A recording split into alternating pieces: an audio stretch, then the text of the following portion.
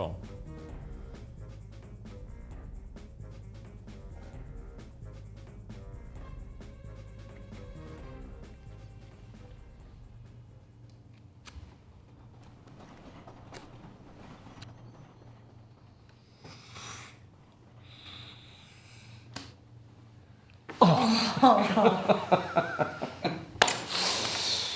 Wall Street wins again. We do what we do. Making money whatever the weather. What can I say?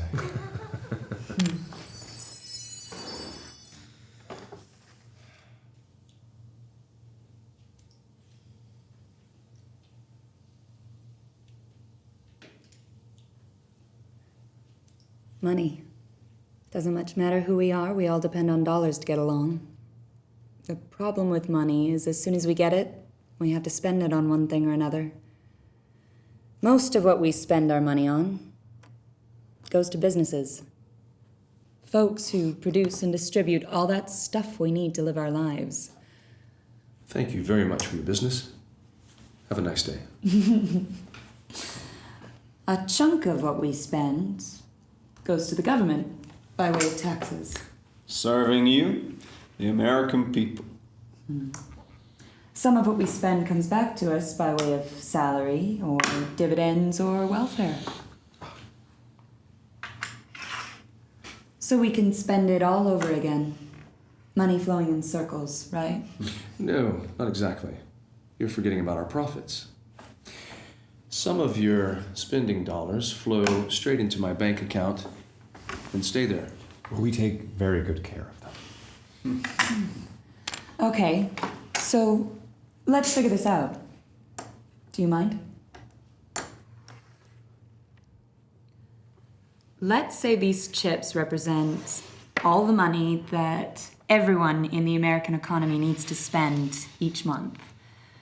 Let's say $1 gazillion. You and your business buddies stash some of it away in the bank to make yourselves rich. Right. So next month, there's less than $1 gazillion left for salaries and dividends and such. Where does the money come from to make up the loss? What do you think banks are for? You mean you lend out the money that rich people have stashed in the bank? We add numbers to your bank account, and those numbers are money. Are you telling me that when the bank makes a loan, it creates money out of thin air? Just like magic.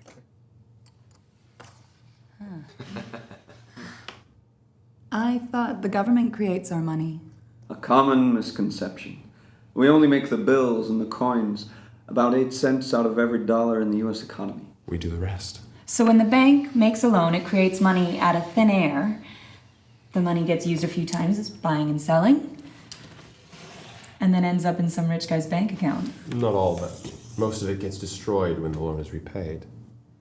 You mean it disappears back into thin air? Yes. And it breaks my heart. I don't get it. So you create $1 out of thin air when you make a loan to me. I spend that dollar buying stuff from him. Mm-hmm. He spends 90 cents on the cost of doing business. Right. And stashes 10 cents clear profit in his bank account. Over time, I get a hold of that 90 cents through my salary. Let's say 10 cents goes to interest on the loan. That pays your salary and bonus, right? And the shareholders' dividends and the running costs of the bank. Right. So now I've got 80 cents left. I give you the 80 cents for my loan. You make it disappear. It's gone. I've only paid you 80 cents of my dollar loan. I still owe you 20 cents. Mm-hmm.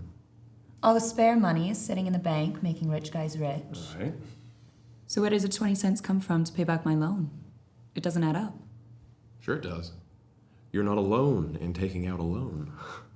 I create the 20 cents that you need when the next guy comes along asking to borrow $1. So I get 20 cents of his dollar to pay back my loan.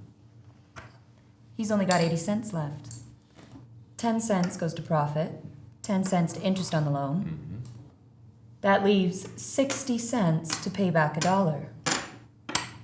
So the only way for him to get the 40 cents he needs is for someone else to take out another loan. You got it. So, for the economy to keep working, we have to keep borrowing forever and ever. Amen.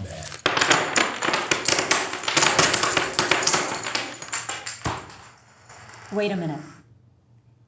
If we forget about the bit in the middle, the borrowing and repaying, interest on loans is money that bankers create out of thin air to give to themselves. Isn't it beautiful? It's outrageous. Also, unsustainable.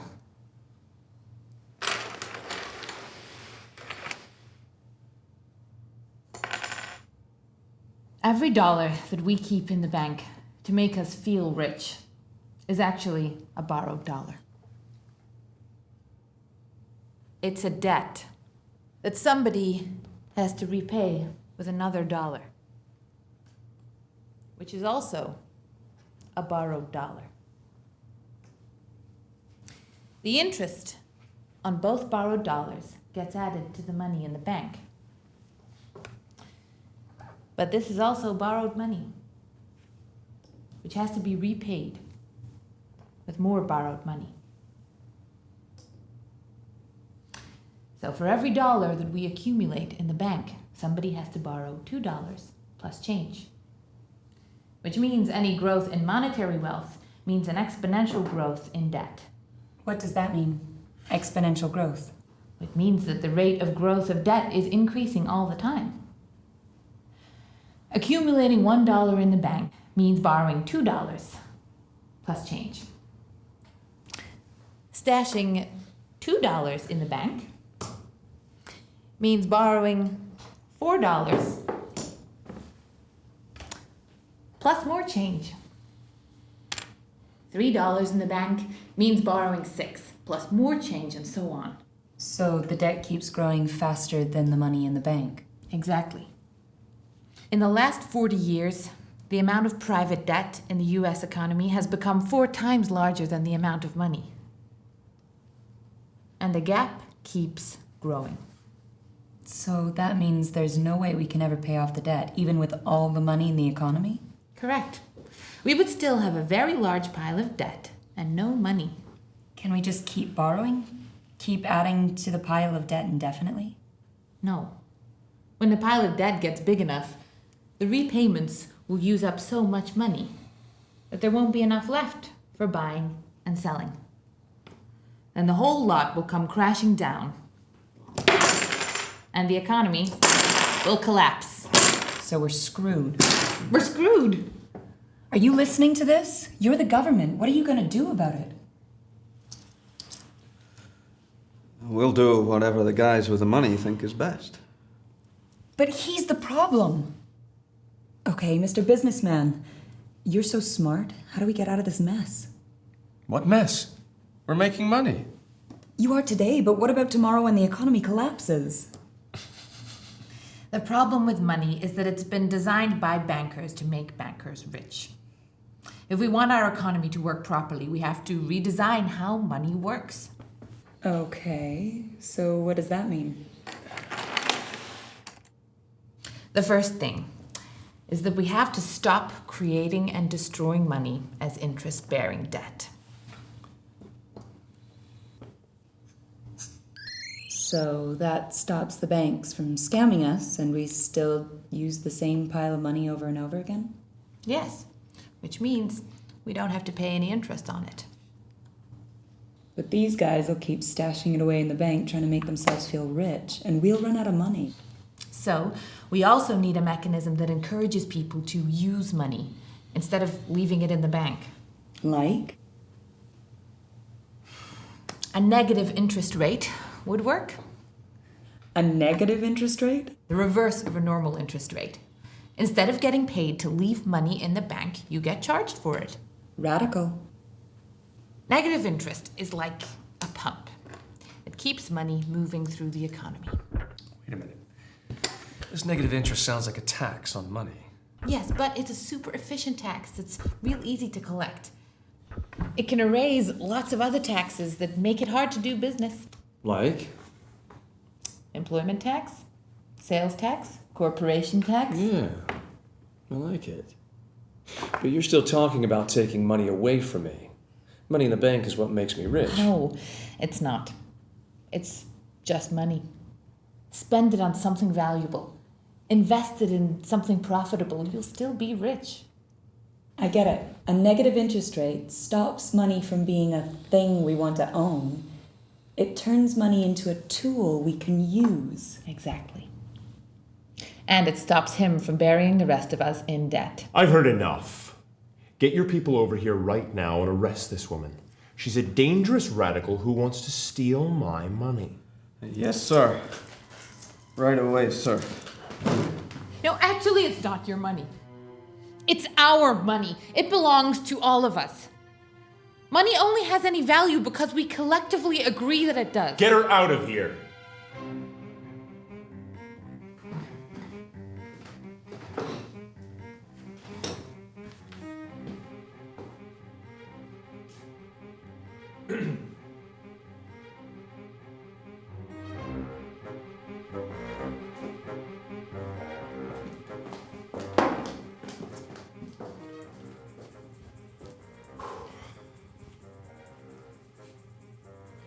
The problem with money is that too many people are beginning to understand how it actually works. Huh.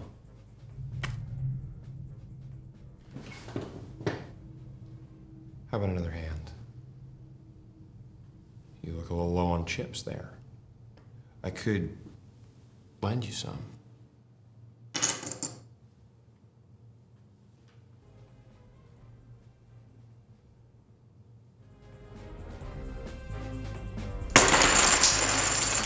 Come on. It's a game. You've all got to play it. Might as well